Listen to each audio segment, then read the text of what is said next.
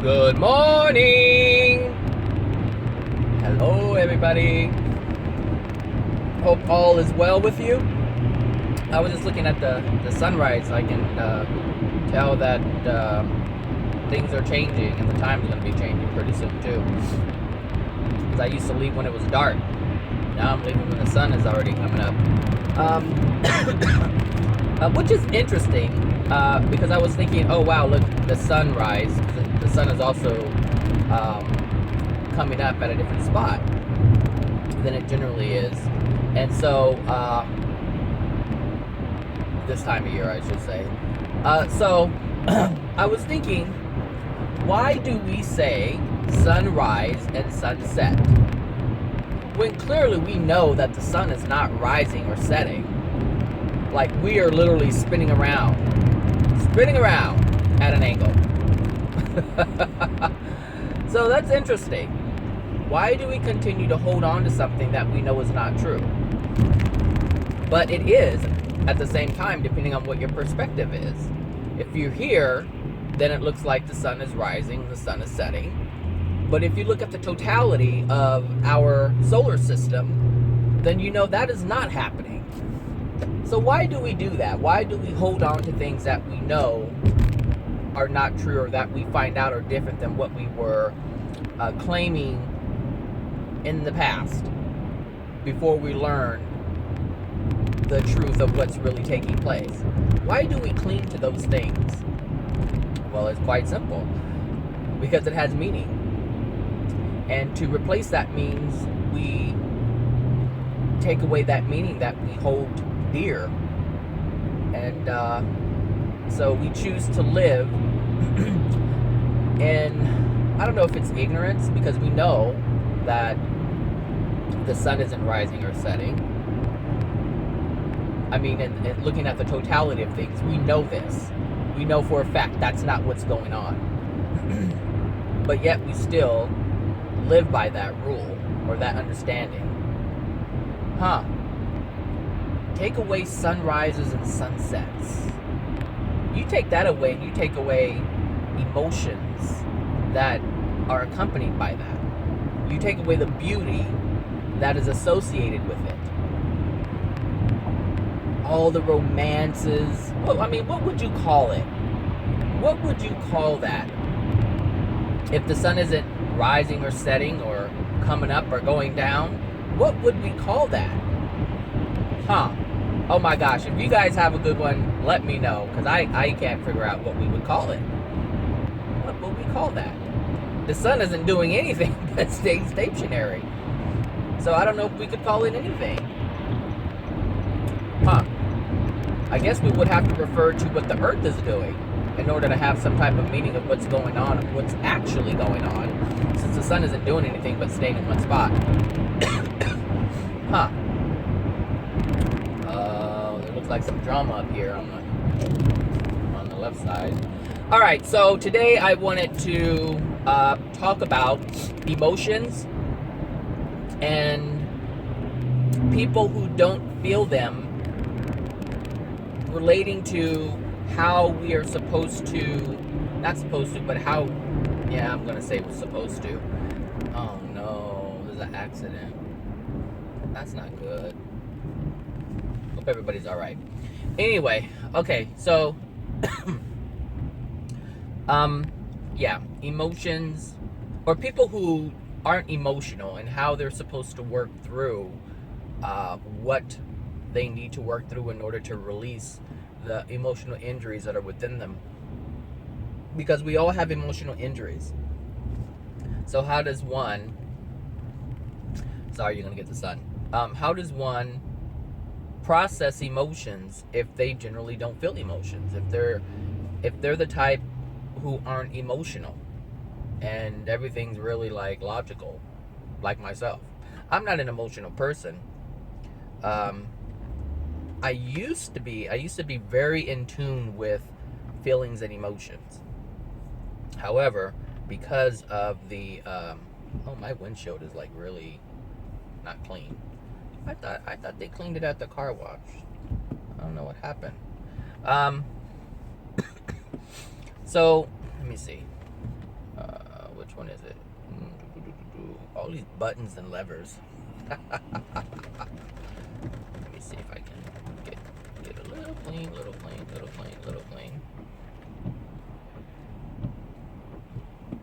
Oh, that's much better. Oh yeah, okay. Okay. So how can someone? Oh, I was saying about myself. I used to be very in tune with my emotions, and because of my emotional injuries, I have moved away from experiencing those emotions. And the reason why we all do that, the people who claim that they're not emotional, we have all moved away from feeling our emotions. We have denied our emotions because at some point in our life, they were too great. The pain was too great. And so the majority of our emotions that we were feeling growing up were of pain. And so we have distanced ourselves from feeling that. And so I even find with myself, when I'm trying to work with these emotional injuries that I have, it oftentimes is very difficult to even access them because I've been closed off for so long. And we're talking decades. Like, I haven't, in order to work through these emotional injuries, you have to release them. And the only way to release them is to cry. And so I haven't done that since I was a kid. And so I know that there are decades of suppressing the emotions and just not acknowledging that they're there, which is different than having compassion for someone else in their situations if we are becoming aware of what someone is going through. Because we can have emotions towards someone else. We can have compassion for someone else, but when it comes to ourselves, we won't go there. And so I had a friend who was asking me about the emotional injuries, and she said she cries all the time. That's not the same thing as releasing your emotional injuries. That's completely different. And people cry for different things. People can cry because they're experiencing the pain. Doesn't mean that they're actually dealing with the pain, because if you're crying because you're being hurt, you're crying at the fact that it's happening, then it's not the same thing as the actual emotional pain or injury. Because we can be sad at the fact that we're even experiencing the pain, but to actually experience the pain, the actual pain, sometimes we're not allowed to do that. I'm sorry, sometimes we don't allow ourselves to do that. I don't know what's going on with you, but figure it out. So, and then there are individuals who are a bubbling mess. Like, that's all they do is cry. And there are some individuals who will use crying as a manipulation tool.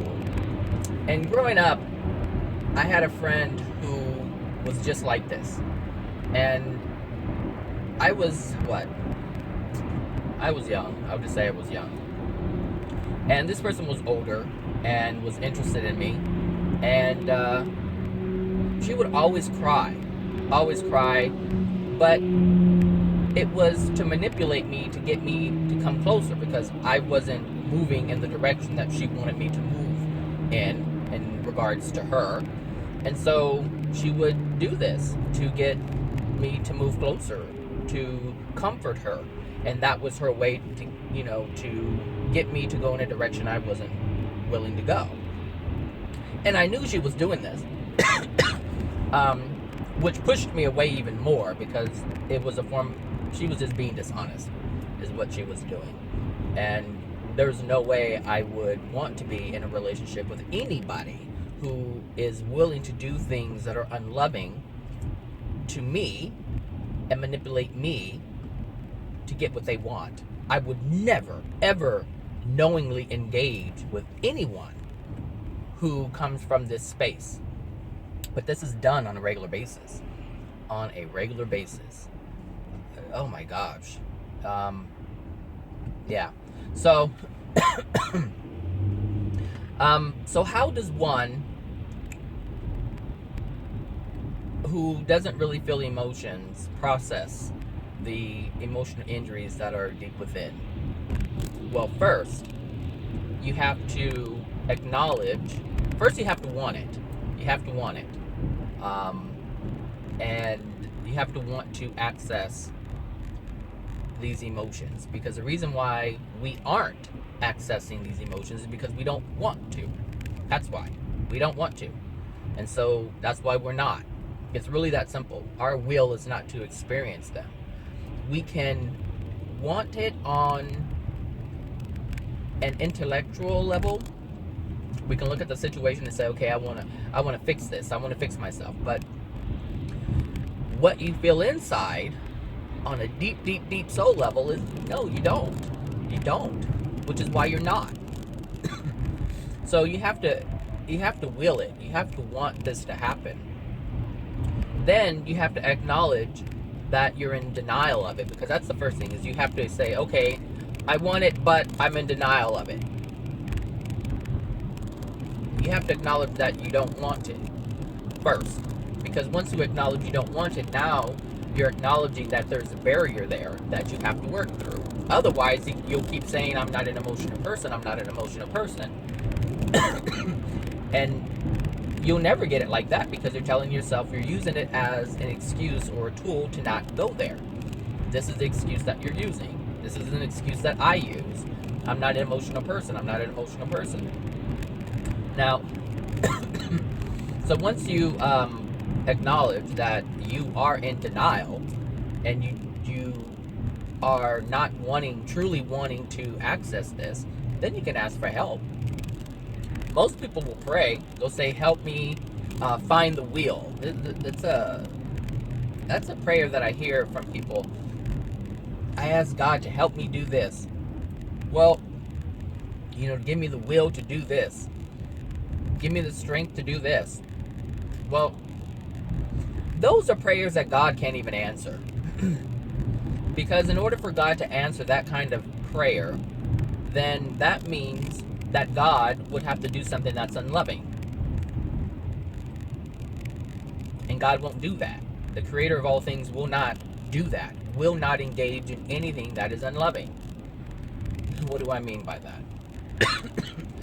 Well, if you're asking God to give you the will so that you can move forward, that means he would have to take away your free will. He would have to override your free will in order to do that, which is unloving, because he has given us all the gift of free will, and so to take that away would be unloving. And God, the creator, doesn't go back on what he has promised or what he has given you. Doesn't do it. So you have to find your own will.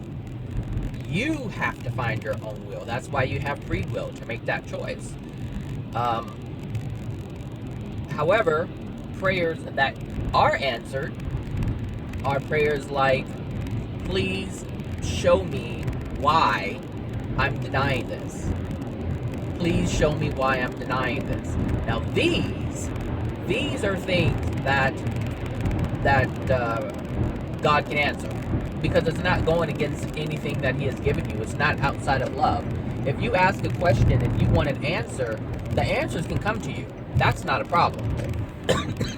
But asking God to forcefully do something that you can't seem to do, it can't happen. None of those prayers are ever answered.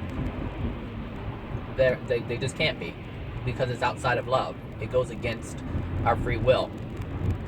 And it wouldn't be free will if someone can take it away, right? It wouldn't be free will. It's like someone giving you, okay, you need to make up your mind. What side do you want to be on, buddy? It's like someone giving you $1,000 and say, go ahead and spend it on whatever you want.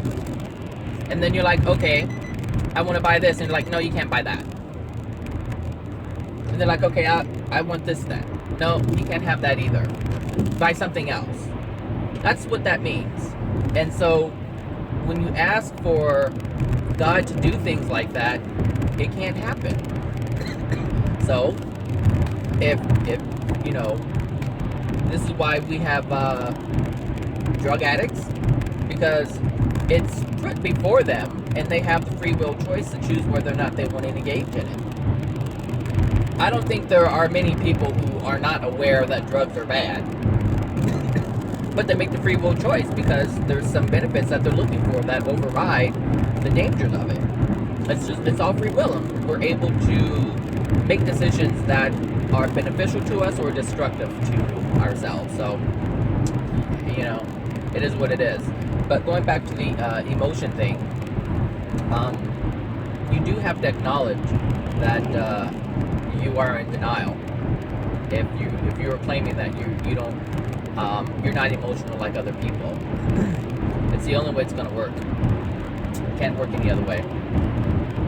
That's hard. It's very difficult for myself because I didn't even realize for a long time that I was actually detached from excuse me, from my emotions. I had no idea. I just thought everybody was, you know, just a hot mess. And some of them are a hot mess. And they, like I said, they do it for reasons that are outside of healing their emotional injuries. They do it to get sympathy from other people. And they do it as an excuse to not go any deeper. This truck is the same truck I saw on the way home yesterday. Interesting. Well, could be a different one, but I think that's it. Excuse me. So, yeah. So, there, you know, oh, I was talking about the crying thing. So, there are individuals who cry because they don't want to go any deeper than that, and so they'll stay on that level of the reason why they're crying. And oh my gosh, the reasons they're vast. It could be why, you know, someone can say the smallest things, like, you know, I don't like your hair. Oh my gosh, I don't know. I guess that's how detached from the emotions I am, because I don't know. Huh. Interesting. Interesting for myself, because there's a lot I have to work through in order to get through these emotional injuries that I have. Because I have a lot of them. Obviously, I have a lot of them. If I'm not an emotional person, then I have a lot of them. And the thing is, when I look back on my past, my childhood, I know that there's a lot of them. It's just going back and almost reliving all the things that have taken place, and just going through the emotions of what I was feeling at the time. Oh my God, like, who wants to do that, right? Nobody really wants to do that, but it has to be done. And I tried it a while back, and it worked. For that one thing, it did work. And then I was like, well, now I have to do it for all the other for all the other ones. I'm like, oh, here we go. So I do know how difficult it is to do this. Though I'm able to talk about it, it's on an intellectual level that I'm sharing this information. Sometimes it can. There are times I have made videos, and it has touched me in a way where emotions had to be released because I was using some of my personal experiences as examples. Well, that took me back to that time, and it obviously didn't happen while I was recording the video, but afterwards, after I make the video, I'm thinking about it, and I'm like, whoa, you know. So which brings up other things, other emotional injuries that are closely related. So it's not difficult to find them once you get it rolling, because the thing with the soul, since the soul is based on emotions, right? Its whole existence is emotions, feeling this and feeling that, whether it's good or bad. That's the whole point, is to feel the emotions of love and the lack of it. So, and we do that with our free will. That's what we're doing when we're making choices that will bring about joy and sadness and all these other different emotions that are attached to the actions that we take. So yeah, that's interesting. That's really, really interesting. But I was saying, when you do get going, the soul, once you're feeling an emotion and you're processing it and you're crying from it and shedding the tears and letting it flow through you so that it leaves your soul, it's because once you experience it, it just bloop, just falls out, gone, bye-bye. Those emotions are the same emotions that you felt in other experiences. And so the soul will bring it up. It was like, oh, this feeling, oh my gosh, I remember this feeling. This feeling is attached to this experience when this happened. And then this one is attached to this experience that happened. And that's how it happens. Like, it just comes up. Bloop, bloop, bloop, bloop, bloop, bloop. And then before you're a bubbling mess, and that's what we're looking for. We're looking to be a bubbling mess while we process these emotional injuries. Oh, that's so funny. We're looking to be a bubbling mess. Oh, that's so funny. It's funny because it's so different or opposite of what society is expecting from you, which is everything is okay. Oh, that is so funny. Oh my gosh. Oh, bubbling mess. Okay, so what was, oh gosh, there was something else I wanted to talk about on this subject. When you're crying, you're a bubbling mess. What was it? Oh, let's see. Oh, don't start yawning, Zachary.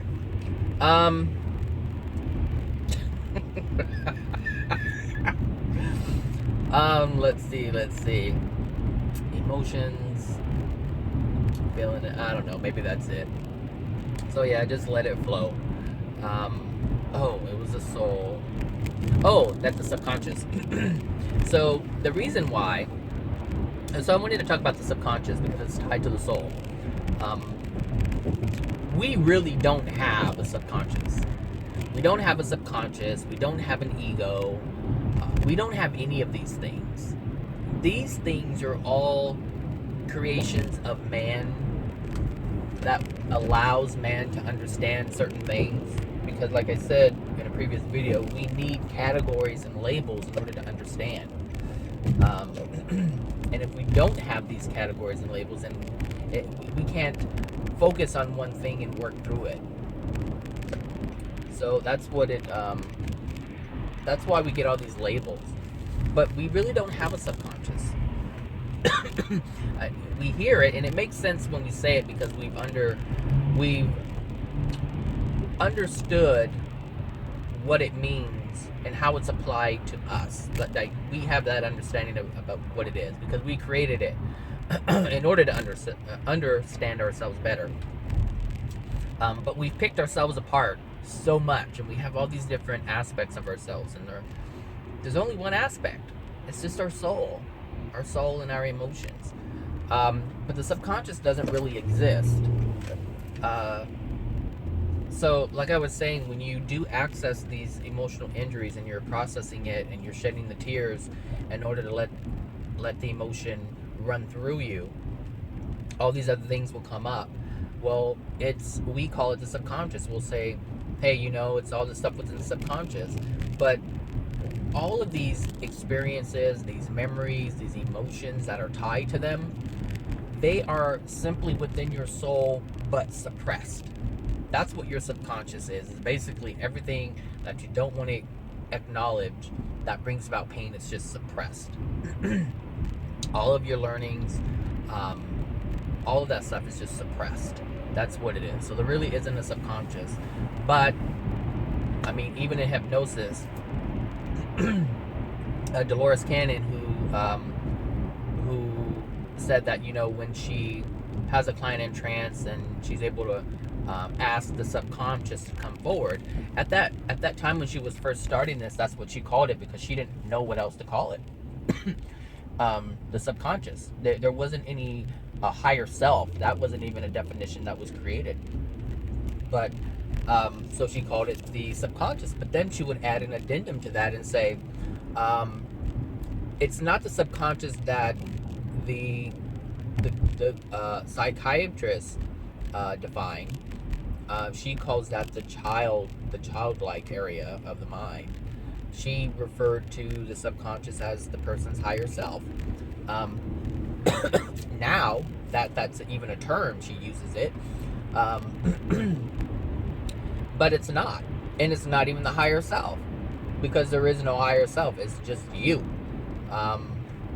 But we can use that in order for people to understand, because when you start talking about the soul, it's like,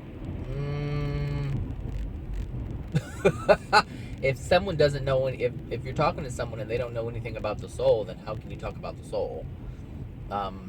You can't. But if you break it down and say, oh, there's this little piece of you, it's called the subconscious, and this is a container of XYZ, they're like, oh, okay. But you start saying that you are the soul, and your soul has all these problems, and your soul has your emotions. It's difficult for some people to understand, depending on where they are in their level of consciousness. So it's I mean, we can still call it the subconscious. It's still there. Whatever you want to call it, it's still there within you, even though we've broken it down into all these different categories and different rooms within ourselves. So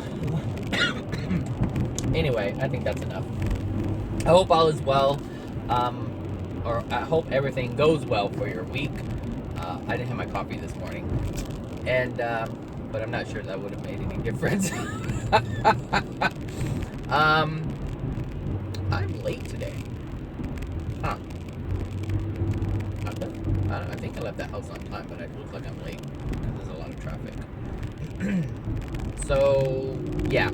Have a great week, everyone, and I will try to get this uploaded today. I actually made a video yesterday. I made 2 of them yesterday, and something was happening when I was talking about a certain subject, and I haven't figured that out yet, so I haven't uploaded it. I have to process that. Alright, so be well, know you are loved, and I will talk to you guys soon. Bye now.